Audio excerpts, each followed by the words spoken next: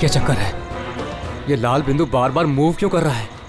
आंखों ही आंखों में इशारा हो गया, बैठ बैठ जीने का सहारा हो गया।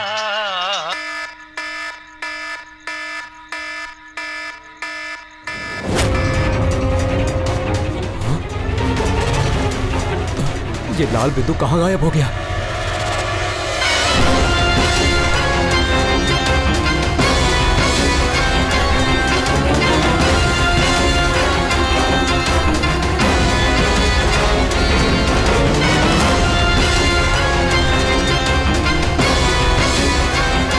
ये जो भी है मेरी तरफ ही आ रहा है।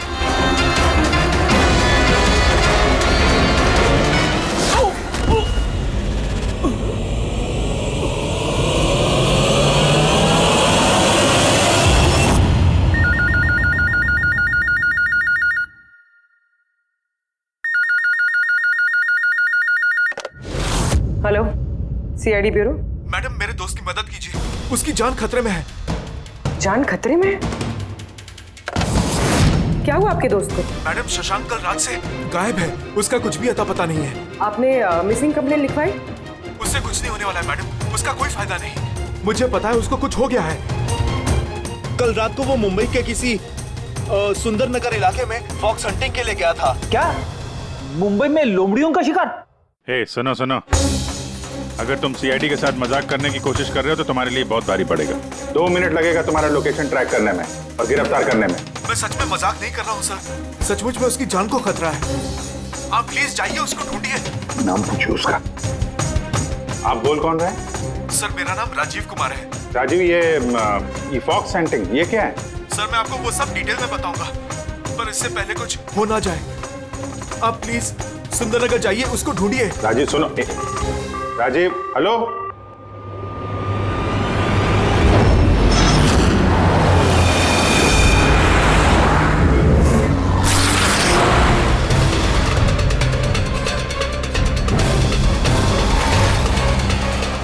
सर एक मिनट, वो गाड़ी पीछे बिल्डिंग में है सर।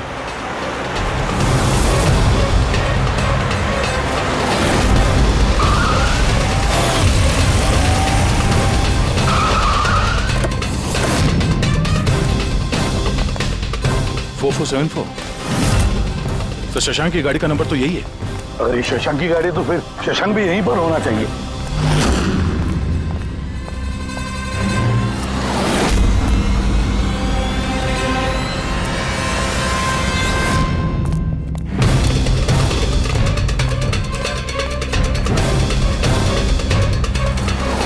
ओह माय गॉड,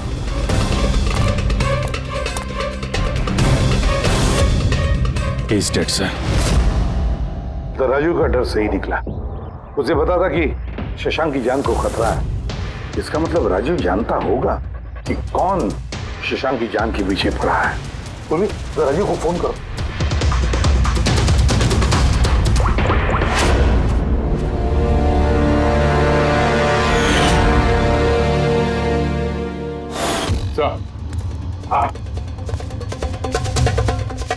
दो गोलियों के शेल, .38 कैलिबर। सर ये राजीव फोन नहीं उठा रहा है। सर कहीं इस राजीव की जान को भी खतरा तो नहीं है? सर एक बात समझ में नहीं आ रही सर, शहर के इस इलाके में कोई लोमड़ियों का शिकार करने क्यों आएगा? शिकारी खुद शिकार हो गया। मुझे तो यहाँ दूर दूर तक कोई भी लोमड़ी नजर नहीं आ रही है। रेडी पंकज, चुप रहो। ये फॉक्स हंटिंग सीक्रेट कोड है और इसका राज सिर्फ राजीव ही बता सकता है। राजीव के घर जाके पता लगाना पड़ेगा।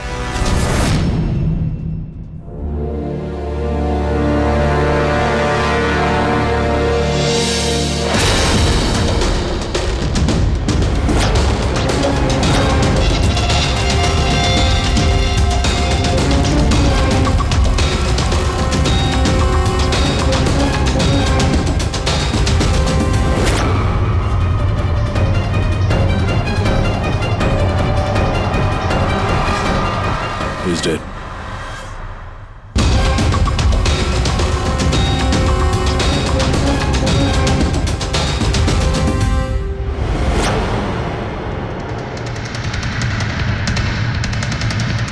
सर राजीव है सर। इसने अपने दोस्त की जान बचाने के लिए हमें फोन किया था और किसी ने इसी को मार दिया। और सर मारा भी शायद उसी गन से। ये देखिए .380 की बुलेट शेल्स, ठीक वैसे ही जैसे शशांक की बॉडी के पास में। ये कोई आपसे दुश्मनी का केस लगता है। किसी की राजीव और शशांक से कोई गहरी दुश्मनी होगी।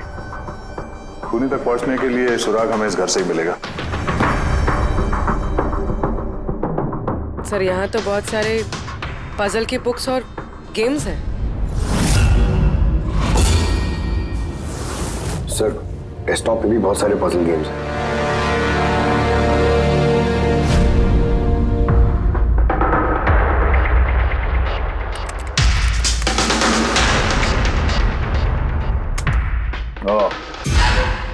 लगता है इस राजीव को पहेलियां सुलझाने का बहुत शौक था। ये देखो, उसके इस लैपटॉप पे ये पजल गेम का वेबसाइट खुला हुआ है। लेकिन सर इस पजल वाली वेबसाइट में है क्या? पूर्वी, लगता है ये वेबसाइट एक ग्रुप की तरह है। ये पजल प्रेमियों का ग्रुप। इस वेबसाइट पे जितने भी मेंबर्स हैं ये सब पहेलियों के शौकीन हैं। ये देखो, यहाँ पे ये पहेलियों के पिक्चर्स डाल रखे हैं और यहाँ पे ये अलग अलग तरह के पहेलियों के खेल के बारे में बात हो रही है। ये क्या? ये शशांक भी इस वेबसाइट का मेंबर था? अरे हाँ सर, लेकिन ज्यादा पुराना मेंबर नहीं था। इसने पिछले महीने ही वेबसाइट ज्वाइन की। सर इसका मतलब वो फॉक्स हंटिंग भी एक पहेली है जिसे सुलझा के ही हमें वो खूनी मिलेगा। हाँ पंकज, अब लगता है कि फॉक्स हंटिंग की अगली कड़ी हमें इस शशांक के घर पे ही मिलेगी।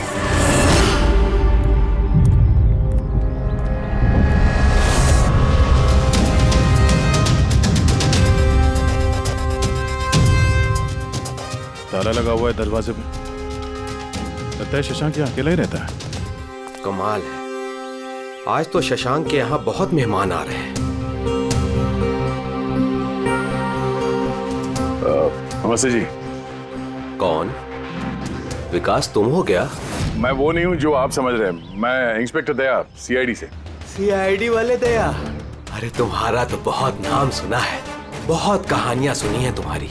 शाबाश, ऐसे ही देश का नाम रोशन करते रहो। Thank you. हम लोग यहाँ शशांक जी से मिलने आए थे। शशांक? हाँ। क्या हुआ शशांक? नहीं, कुछ हुआ नहीं उसे।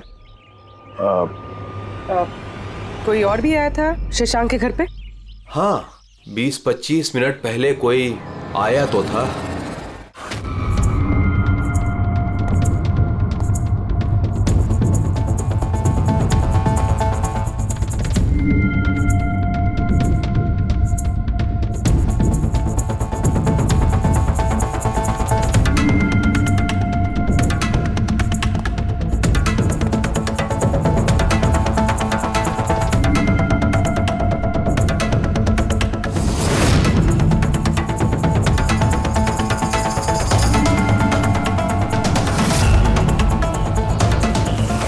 इलेक्ट्रॉनिक गैजेट्स, ये इंस्ट्रक्शन मैनुअल्स, ये सब देखकर तो लगता है कि ये शशांक एक इंजीनियर था।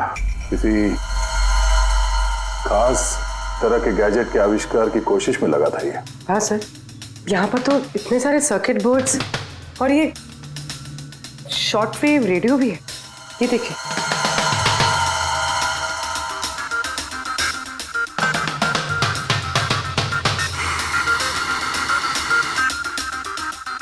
इस जगह पे सामान सब जिस तरह से बिखरा हुआ है, ऐसा लगता है कि यहाँ हमसे पहले कोई आया था इस कमरे की तलाशी के लिए। लगता है वो किसी खास चीज की तलाशी के लिए आया था। सर कहीं वो आदमी तो नहीं जिसके बारे में वो बता रहे थे कि हमसे पहले आया था? सर कहीं इस घर की चाबी तो नहीं है उसके पास? हो सकता है खूनी के पास शशांक के घर की चाबी हो सकती है, मुमकिन है। पर अहम सवाल ये है कि वो यहाँ ढूंढने क्या आया था, और जो चीज वो ढूंढने के लिए आया था वो उसे मिला है या नहीं। लेकिन सर यहाँ पर तो इतना सारा सामान है, हमें पता कैसे चलेगा कि कोई सामान गायब हुआ भी है या नहीं? पूरी पहले तो हमें ये पता करना होगा कि राजीव और शशांक की दोस्ती कितनी गहरी थी और ऐसे किस चीज में ये लोग फंसे थे जिसकी वजह से इनकी जान चली गई। सर राजीव और शशांक की तो मौत हो चुकी, हमें कैसे पता चलेगा कि उनकी दोस्ती कितनी गहरी थी? पता चलेगा। पजल वाली वेबसाइट के बाकी के मेंबर से पता चलेगा। तो मतलब कभी तुम रोनी, आशीष और प्रकाश शशांक और राजीव के साथ वेबसाइट पर रेगुलरली बातें करते थे? जी एसीपी सर। क्या तुम लोगों को किसी पे शक है कि उसने इन दोनों का खून किया? मालूम नहीं सर। अच्छा ये तो मालूम होगा, ये फॉक्स हंटिंग क्या है? सर आपको फॉक्स हंटिंग के बारे में कैसे पता? जाहिर सी बात है, ये लोमड़ी का शिकार तो हो नहीं सकता। असली बात क्या है ये बताओ। सर मतलब समझाना इतना आसान नहीं है, ये एक लंबी कहानी है। शुरू करो कहानी। सर कुछ 1 महीने पहले ही शशांक हमारी वेबसाइट का मेंबर बना था, पर उसे हमारी तरफ पहेलियों का शौक नहीं था। तो फिर? सर दरअसल उसे अलग अलग तरह के गैजेट्स का शौक था और वो ये दावा करता था कि हमारे सामने एक ऐसी पहेली रखेगा जिसे हम कभी सुलझा नहीं पाएंगे। अच्छा तो क्या थी वो पहेली? सर उसने खुद का एक शॉर्ट वेव रेडियो बनाया था और अलग अलग तरह के स्टेशंस को चेक करते करते वो एक खास तरह के स्टेशन पे पहुंचा, जिस स्टेशन का नाम था नंबर स्टेशन। Number station? ये इसका नाम तो कभी सुना नहीं। अच्छा इस पे नए गाने आते हैं कि पुराने गाने आते हैं? अजीब बात तो यही थी सर, उस स्टेशन पर कोई गाने आते ही नहीं थे, सिर्फ और सिर्फ नंबर आते थे सर। ये कैसा रेडियो स्टेशन है जहाँ पे सिर्फ नंबर्स आते हैं? सर नंबर भी हर वक्त नहीं आया करते थे, उनके आने का भी खास दिन और खास वक्त हुआ करता था। सर लगता है इन नंबर्स के बहाने कोई किसी को खास मैसेज दे रहा है, सीक्रेट मैसेज। शशांक ने उनके कई ब्रॉडकास्ट सीजन रिकॉर्ड किए थे और हम लोगों से कहा था कि हम उन नंबरों के तोड़ निकालें ताकि पता चल सके क्या गुप्त संदेश भेजे जा रहे हैं। तो क्या तोड़ निकाला इन नंबर्स का? नहीं सर, उनका तो सर हम तोड़ नहीं निकाल पाए, मगर राजीव ने कुछ दिन पहले बताया था कि उसे इस वेबसाइट के नंबर्स का राज पता चल गया है। तो क्या राज था उन नंबर्स का? सर वो तो राजीव ने कभी हमें बताया नहीं सर। हाँ पर बाद में राजीव और शशांक इस बारे में अकेले में बात करने लगे थे सर। देखो हम फॉक्स हंटिंग की बात कर रहे थे, वो बताओ। फॉक्स हंटिंग ट्रांसमीटर हंटिंग का ही दूसरा नाम है। Transmitter hunting? जब कोई एक खास तकनीक से रेडियो ट्रांसमीटर के लोकेशन को ट्रैक करने की कोशिश करता है तो उसे हमारी भाषा में फॉक्स हंटिंग बोलते हैं। मतलब शशांक जरूर इस नंबर स्टेशन की लोकेशन ढूंढने की कोशिश कर रहा होगा। और कोई तो था जो नहीं चाहता था कि शशांक वो रेडियो स्टेशन पहुंचे, इसलिए उसने उसे मार दिया। आशीष इन नंबर्स की रिकॉर्डिंग चाहिए हमें, सारी की सारी। तो ये है हमारी सीआईडी टीम, ये इंस्पेक्टर अभिजीत, इंस्पेक्टर। सर देश के सबसे जाबाज ऑफिसर्स को कौन नहीं जानता है? ये लोकेश है, लिंग्विस्टिक्स और मैथमेटिक्स का एक्सपर्ट। भाषा और संख्याओं का इतना ज्ञान है इनके पास जो शायद ही और किसी के पास हो। तो लोकेश जी क्या लगता है आपको, ये मोबाइल और इंटरनेट के जमाने में कोई नंबर स्टेशन का इस्तेमाल क्यों करेगा संदेश भेजने के लिए? अभिजीत ये नंबर स्टेशन का इस्तेमाल बहुत पुराना है। इनफैक्ट सेकेंड वर्ल्ड वॉर में भी कई देश की सेनाएं ये तकनीक यूज करती थी अपने उन एजेंट्स तक पहुंचने के लिए जो दूसरे देशों में थे। हाँ मानते हैं कि इस वक्त मोबाइल इंटरनेट का जमाना है, पर मोबाइल इंटरनेट से दिए गए मैसेजेस बहुत आसानी से ट्रेस हो सकते हैं। एग्जैक्टली, इसीलिए तो ये वही तरीका इस्तेमाल कर रहे हैं, सेकेंड वर्ल्ड वॉर वाला। अब लोकेश पता ये लगाना है कि इन संख्याओं के पीछे असली मैसेज क्या है। Sure sir. वैसे ये मैसेजेस कौन सी रेडियो फ्रीक्वेंसी पर आए थे? 3.22 नैनोहर्ट्ज।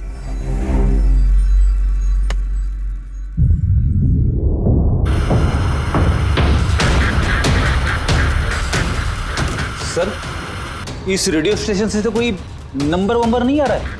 I am not surprised. I am sure मुजरिम को पता चल गया होगा कि केस अब सीआईडी के हाथ में है, इसलिए उसने अपना मैसेज देने का तरीका या फिर रेडियो फ्रीक्वेंसी चेंज की होगी। तो नया चैनल ढूंढने में कितना वक्त लगेगा? बहुत मुश्किल है दया। एक नया चैनल ढूंढना मतलब रेगिस्तान में सुई ढूंढने के बराबर है। महीनों या तो सालों भी लग सकता है। नहीं लोकेश, हमारे पास वक्त भी नहीं है उतना।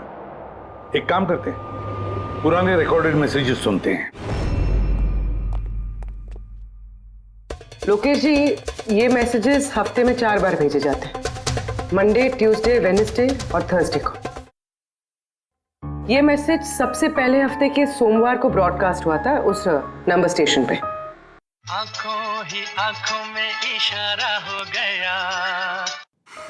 1 9 4 2 3 4 5 7 0 9 3 5 2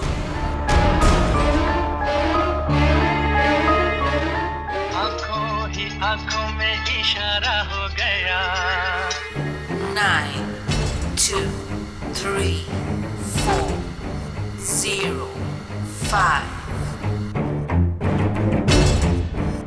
आंखों ही आंखों में इशारा हो गया 6, 7, 2, 7, 1, 1. आंखों ही आंखों में इशारा हो गया 5, 2, 1, 8, 0, 7. नो प्लीज टेल मी, ये संदेश चारों दिन एक ही समय पर आए थे कि अलग अलग टाइम पर? नहीं नहीं, एक ही टाइम पे, रात 12 बजे। और फिर हर 2 घंटे बाद इन नंबर्स को रिपीट किया गया था। और इसके अगले हफ्ते के नंबर्स यही थे या दे वर डिफरेंट? नंबर्स तो अलग थे, लेकिन पैटर्न सेम था। मंडे को 13 नंबर्स, ट्यूसडे, वेडनेसडे और थर्सडे को 6 नंबर। इससे साफ जाहिर होता है कि जो मुजरिम है रोज अलग अलग मैसेज भेजते हैं, और ये जो मैसेज ये लोग भेजते हैं वो एक मैसेज 4 हिस्सों में कर भेजते हैं। लोकेश जी, 1 मिनट प्लीज, मुझे कुछ समझ में नहीं आया, आप फिर से समझाएंगे? मैं समझाता हूं, जरा पेपर देना तो।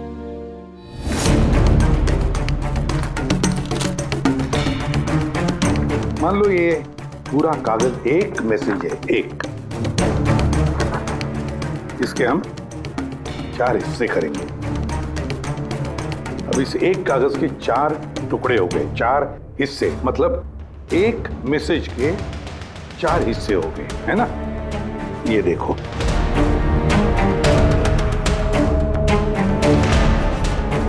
ये रहा मंडे का, ये रहा ट्यूसडे, वेडनेसडे और ये थर्सडे। तब ये सोमवार, मंगलवार, बुधवार और गुरुवार, ये 4 हिस्से जब एक होते तो एक पूरा मैसेज उनको मिलता था, है ना लोकेश? अभी नंबर्स को देखकर क्या लगता है तुम्हें, क्या मतलब है उसका? सर, ये नंबर्स के पीछे छुपा राज जानने के लिए मुझे वन टाइम पैड की जरूरत पड़ेगी। वन टाइम पैड ये क्या है? जैसा कि मैंने आपको बताया, ये टेक्निक वर्ल्ड वॉर 2 में यूज होती थी। उस वक्त हर एक देश अपने स्पाइस को एक वन टाइम पैड देता था, जिससे वो जो कोड्स हैं उनको डिसाइफर कर सके, जो सूचना है उसका मतलब निकाल सके। इसे कहते हैं वन टाइम पैड। तो राजीव और शशांक के हाथ भी ये वन टाइम पैड लग गया होगा, इसीलिए वो एक ऐसी पहेली तक पहुंच गए जो उनके लिए जानलेवा साबित हुई। ठीक है, इस राजीव और शशांक के घर जाके पता लगाना पड़ेगा इस वन टाइम पैड के बारे में।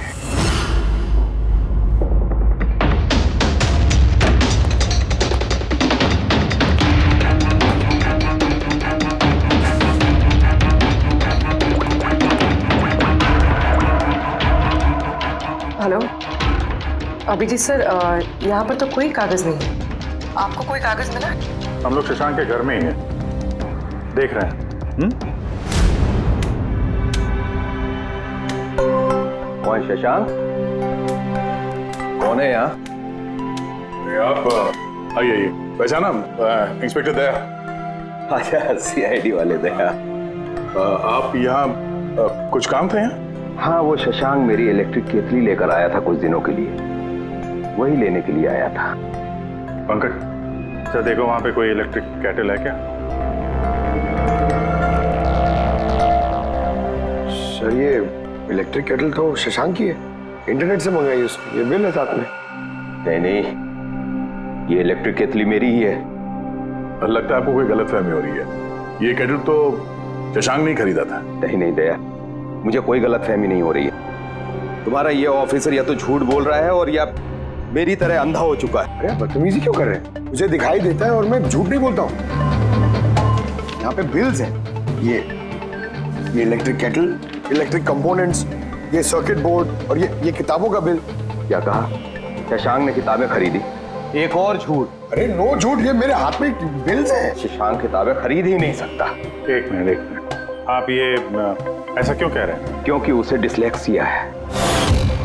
डिस्लेक्सिया? हाँ, डिसलेक्सिया। इस बीमारी से पीड़ित लोगों को पढ़ना ही अच्छा नहीं लगता। किताबें खरीदना तो बहुत दूर की बात है। पंकज, वो किताबें कहाँ हैं? सर किताबें तो नहीं है, ये खाली डब्बा है। ओह, इसका मतलब है खूनी यहाँ किताबें ढूंढने आया था। तो वो किताबें ही वन टाइम पैड है जिसकी हमें तलाश है। ये कितनी किताबें? 4 हफ्ते के लिए 4 किताबें। कौन कौन सी बुक्स हैं? तो ये है वो 4 किताबें जो शशांक के लिए ओटीपी का काम कर रही थी। Bye bye son, high like a kite, the great cyber hive, stone age. और इन्हीं किताबों में वो मैसेजेस भी छुपे हैं जो मुजरिम एक दूसरे को भेज रहे थे। सर, सोमवार को ये लोग 13 नंबर्स भेजते हैं। यानी इन 13 नंबर्स का मतलब इन किताबों से मालूम पड़ेगा? मालूम पड़ेगा नहीं पूर्वी, मालूम पड़ गया समझ लो।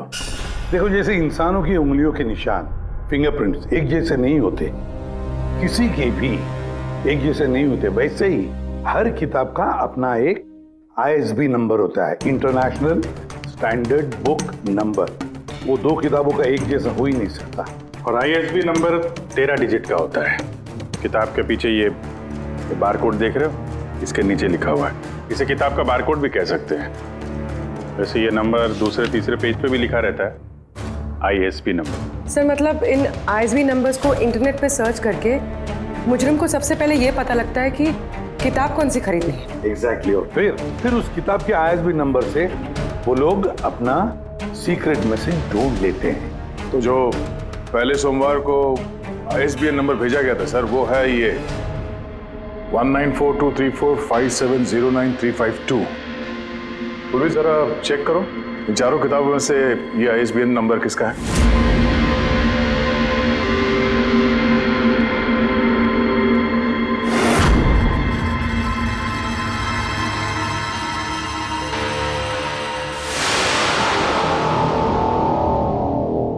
सर, ये ISB नंबर बाय सन से मैच होता है। अरे वाह सर, ये तो बहुत आसान है, इसे तो कोई भी समझ सकता है। एग्जैक्टली। इसी तरह हफ्ते के बाकी 3 नंबर भी डिकोड किए जा सकते हैं। मतलब मंडे के दिन का तो उनको सीक्रेट मैसेज का पता चली गया, लेकिन बाकी 3 दिनों में किताब के पेज नंबर से, लाइन नंबर से और वर्ड नंबर से उन्हें मैसेज पता चल जाता है। सर, ये ट्यूसडे को आया message 923405, 92 page number 34 line 05 word, मतलब 92 नंबर पेज पे 34 लाइन 5वां वर्ड। ठीक उसी तरह से हर हफ्ते एक नई किताब और एक नया संदेश।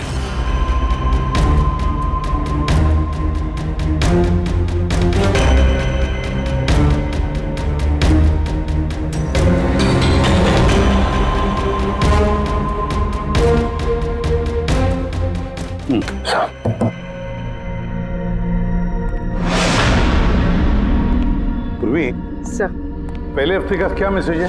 सर, इस बाय सन किताब से जो पहले हफ्ते का मैसेज है वो है kidnap money bags junior. Kidnap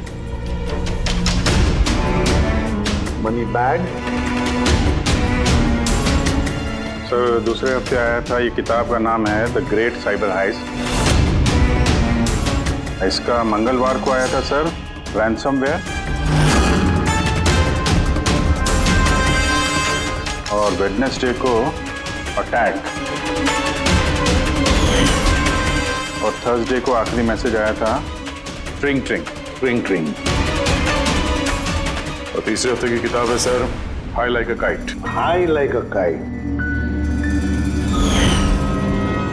और इसका संदेश है कंसाइनमेंट। कंसाइनमेंट। जी सर। बीच। बीच। South Beach. सर, ये जो चौथी किताब है, इस हफ्ते की किताब, द स्टोन एज। इसका मैसेज जो है ट्यूसडे के लिए ब्लैक फॉरेस्ट, वेडनेसडे का है गोज। बस इतना ही है सर, इट्स इनकम्प्लीट। आज गुरुवार है सर, ये अधूरा संदेश आज रात पूरा किया जाएगा। हाँ अभिजीत, अब तक जितना भी मैसेज आया है हमारे पास अच्छी तरह से स्टडी करके देखना पड़ेगा ये क्या खिचड़ी पक रही है। सर ये पहला message, kidnap money bag junior. ऐसा लगता है ये मैसेज अजिंक्य जी के लिए। अजिंक्य के लिए ही है दया, क्योंकि अजिंक्य सबसे बड़ा फाइनेंसर है फिल्मों का और उसका निकनेम भी मनी बैग है। किडनैप मनी बैग जूनियर, शायद कोई अजिंक्य के बेटे को किडनैप करना चाहता है। जूनियर? हाँ हो सकता है, बिल्कुल हो सकता है अभिजीत। फिर अगला मैसेज है रैंसमवेयर अटैक ड्रिंक ड्रिंक। यार ये ड्रिंक ड्रिंक तो हमारी देश की सबसे बड़ी टेलीकॉम कंपनी है, कहीं ऐसा तो नहीं ये गैंग इस कंपनी पर रैंसमवेयर अटैक करने वाली है? सर ये रैंसमवेयर अटैक मतलब? अरे यार कोई ड्रिंक ड्रिंक कंपनी के डेटा और सर्वर को हैक करना चाहता है, और हैक करने के बाद फ्री करवाने के लिए वो लोग ड्रिंक ड्रिंक कंपनी से रैंसम लेंगे। ओ, तो इसे कहते हैं रैंसमवेयर अटैक। मगर सर ऐसे कोई न्यूज़ तो आई नहीं है कि ड्रिंक ड्रिंक कंपनी पे ऐसा कोई साइबर अटैक हुआ हो। सर मेरे पास भी ये ड्रिंक का ही सिम कार्ड है, लेकिन कनेक्टिविटी का तो कोई इशू ही नहीं है। और सर तीसरा मैसेज है कंसाइनमेंट साउथ बीच। ऐसा लगता है कि साउथ बीच में कोई गैर कानूनी कंसाइनमेंट आ चुका है या फिर आने वाला है। Black forest gold. Abhijeet Daya, इस गैंग का असली गेम क्या है आज रात को 12 बजे से पहले पता लगाना पड़ेगा, और रात के 12 बजे जो नंबर ब्रॉडकास्ट होने वाला है उसे ब्रॉडकास्ट होने नहीं देना चाहिए। क्या काम करो, इस अजिंक्य के घर जाओ और पता लगाओ उसका बच्चा ठीक है क्या। अभिजीत ड्रिंक ड्रिंक कंपनी में जाकर उन्हें अलर्ट करो, कहो कि उन पर शायद साइबर अटैक होने वाला है, रैंसम अटैक। और पंकज साउथ बीच जाओ और देखो कोई कंसाइनमेंट आया है क्या, या फिर कोई कंसाइनमेंट आने वाला है क्या, पूरा पता लगाओ। सर मैं कहाँ जाऊँ sir?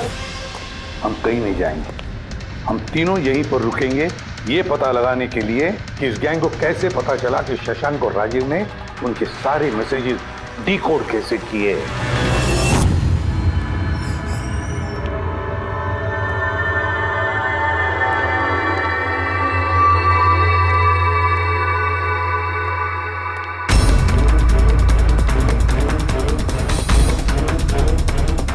Personal files encrypted. Encrypted? Sir क्या चाहिए सर, किसे मिलना है आपको? फिलहाल सबसे सीनियर कौन है इस ऑफिस में?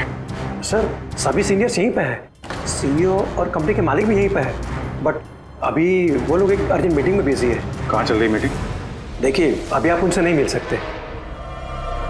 कहाँ चल रही है मीटिंग? सर वो वहाँ पे कॉन्फ्रेंस रूम में।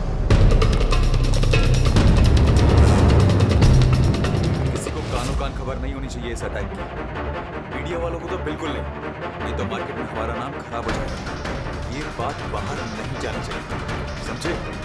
Thank you.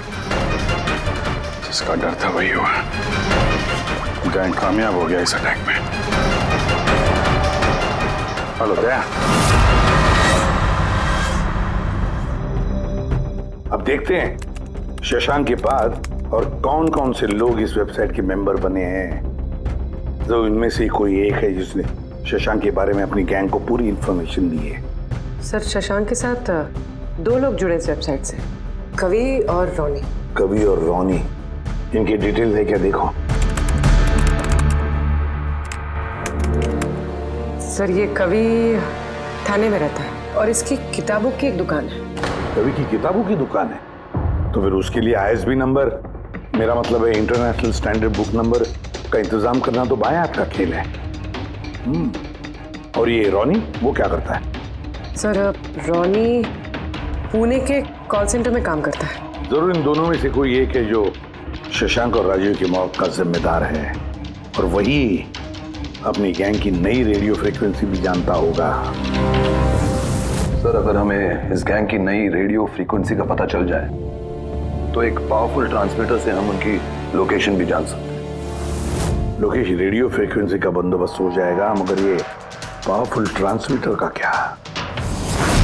सर, मेरे कुछ कनेक्शंस हैं, मैं उनसे बात करके हमारे लिए एक ट्रांसमीटर बनवा सकता हूँ। ग्रेट, तो फिर बनवाता। और फ्रेडी, देखो फोन करके पूछो अजिंक्य के बारे में क्या पता चला है। आप कॉफी लेंगे? No thanks. वैसे ये आपके घर के बाहर इतनी सिक्योरिटी हमेशा रहती है या आज कुछ खास बात है? हाँ, ये सिक्योरिटी हमेशा रहती है। आप तो जानते ही हैं फैन लोगों को, कितनी बार ये घर के अंदर घुस आते हैं। क्या नहीं, एक्टर्स के घर के बाहर फैन की भीड़ तो सुनी थी मैंने, मगर एक फाइनेंसर पहली बार सुन रहा हूँ। आपने यहाँ आने की वजह नहीं बताई? अरे हाँ, वो मैं आपके बेटे अजीत से मिलने आया हूँ। अजीत से? मगर क्यों? क्या उससे कोई गुनाह हो गया है? नहीं, बस एक रूटीन इंक्वायरी है। मतलब? सॉरी, मैं वो आपको नहीं बता सकता, मैं अजीत को बताऊंगा। अजीत की तबीयत ठीक नहीं है। तबीयत खराब है या वो किडनैप हो गया? किडनैप? What nonsense! देखिए अजिंक्य जी, उन अपराधियों के दबाव में आके आप सीआईडी से झूठ मत बोलिए। हमें खबर मिली है कि एक गैंग है जो आपके बेटे अजीत को किडनैप करना चाहती है। अजीत कहाँ है इस वक्त? वो घर पे ही है। मैं उसे देखना चाहता हूँ अभी। रामो,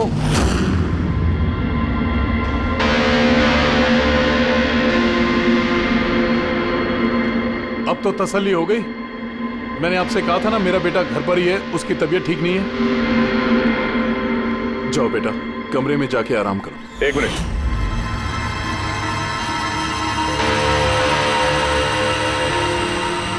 जरा कैप निकालना। मत उतारना टोपी। क्यों नहीं? हाँ? क्या कहा मैंने, क्या बता रहा हूँ? चलो। नहीं। उन्होंने क्या बोला?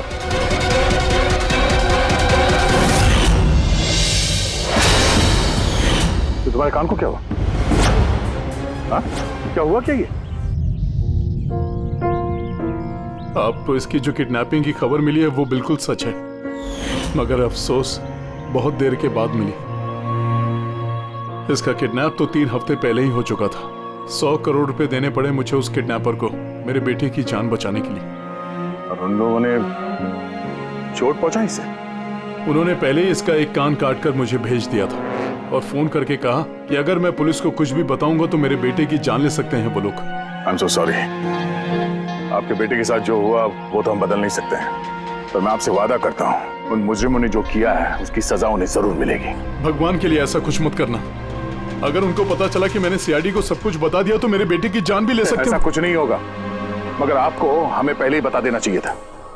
क्या गारंटी है कि ये सब करने के बाद वो किसी और मासूम के साथ ऐसा कुछ नहीं करेंगे? हाँ?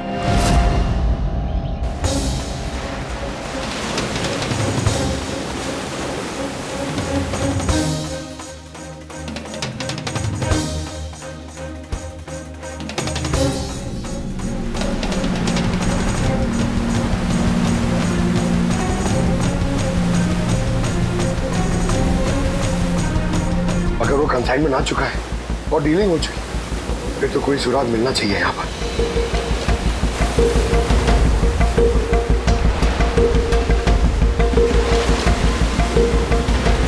ये निशान कैसे? इन्हें देख के तो लगता है जैसे कि कोई बहुत भारी सामान या डब्बा घसीटा गया है। और कोई सामान तो यहाँ पे नहीं दिख रहा। शायद कंसाइनमेंट ही होगा।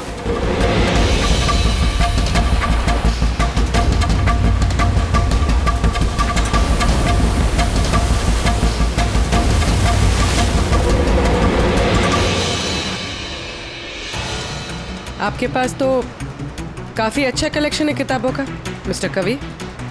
आप लोग यहाँ मुझे बुला लिया होता मैं भी और आ जाता। हम लोग वीडियो चैट भी कर सकते थे फिर से। लगता है आपको हमारे यहाँ पर आना पसंद नहीं आया। जी नहीं, ऐसी बात नहीं है। क्या लेंगे आप लोग, चाय या ठंडा? चाय ठंडा तो बाद में ले लेंगे, फिलहाल तो हम लोग किताबें लेने आए हैं। मिलेगी? हाँ, क्यों नहीं। बोलिए कौन सी किताब चाहिए आपको? हमें 4 किताबें चाहिए। Bye bye son, the great cyber heist, high like a kite और स्टोन एज। क्या हुआ? किताबों का नाम सुन के नानी याद आ गई? अरे कोई अपने दुकान से इस तरह भागता है भला? मैडम वो लोग बहुत खतरनाक लोग हैं मैडम, वो मुझे मार देंगे। अगर सच नहीं बोलोगे तो फांसी पे चढ़ोगे। शशांक और राजीव के खून के जरूर। नहीं, मैंने उनका खून नहीं किया, मुझे तो बस उन पर नजर रखने के लिए कहा गया था। किसने कहा था नजर रखने के लिए? कवि! रुक जा! कवि! हाँ, कवि! 6.21 नैनोहर्ट्ज। क्या? लेकिन कवि 6.21 नैनोहर्ट्ज। अब इससे पहले कि इस हफ्ते का आखिरी संदेश वो लोग भेजे और एक जुर्म करें, हमें इस गैंग को रोकना होगा। और सर जितने भी जुर्म इस गैंग ने किए हैं सब के सब वीकेंड में किए हैं, शुक्रवार, शनिवार, रविवार। हाँ, मतलब गुरुवार के दिन आखिरी संदेश आ जाएगा और फिर फ्राइडे और सैटरडे, शुक्रवार और शनिवार के दिन वो लोग जुर्म कर देंगे। और सर जुर्म सिर्फ एक तरीके का नहीं है, अलग अलग तरह का। ये kidnapping, cyber extortion. Sir forensic lab से आ रहा हूँ। डॉक्टर सालुंके को रेत से कोकेन की ट्रेसेस मिले सर। माय गॉड, बीच में ड्रग स्मगलिंग चल रही है। न जाने किन किन गुनाहों से जुड़ी हुई है ये गैंग। देश की सुरक्षा को ध्यान में रखते हुए हमें इस गैंग को जल्द से जल्द खत्म करना ही होगा। Sir, transmitter 6.21 nanohertz, right? 6.21 nanohertz. तो हम इस गैंग के रेडियो फ्रीक्वेंसी तक पहुंच सकते हैं। अब आएगा मजा, अब हम फॉक्स हंटिंग करेंगे।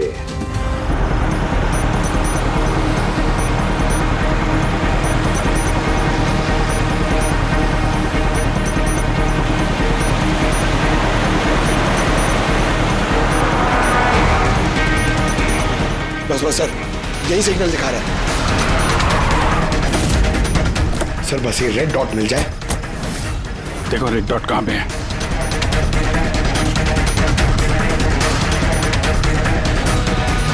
सर 12 बज रहे हैं। ये ब्रॉडकास्ट किसी भी वक्त हो सकता है। मैसेज मिस नहीं होना चाहिए। हाँ, किधर है सर? एक मिनट सर।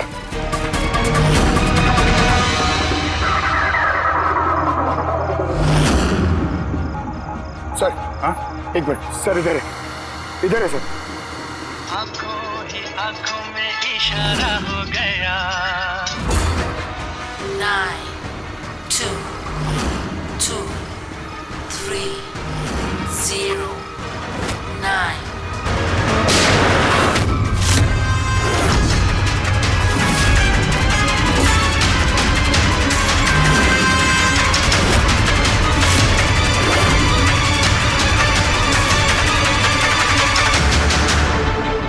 Oh no, इसने तो अपने आप को गोली मार ली है। आई गैंग का लोगो। इस गैंग से तो हमारा सामना पहले भी हो चुका है। कौन है तुम्हारा बॉस और कौन कौन लोग शामिल है तुम्हारे धंधे में? इसका जवाब आप मेरे मुंह से कभी सुन नहीं पाओगे एसीपी साहब। इस गैंग में काम करने वाले अपने बॉस का नाम बताने के बजाय आत्महत्या करना ज्यादा पसंद करते हैं। ये तो गया, लेकिन अगला जुर्म होने से रोकना होगा। वो क्या नंबर है उसका देखो, मैसेज का क्या मतलब है? 92 number page 2309, 23 number line. Kaboom. Kaboom? Kaboom क्या होता है सर? कबूम मतलब धमाका। धमाका मतलब कि कोई बम ब्लास्ट होने वाला है? पहले जो शब्द मिले थे हमें मैसेज से वो थे the stone age, black forest, ghost, और अब कबूम, ब्लैक फॉरेस्ट में धमाका। इसके पहले कि और मासूम लोगों की जाने जाएं, पता लगाना होगा ये धमाका कब और कहां होने वाला है।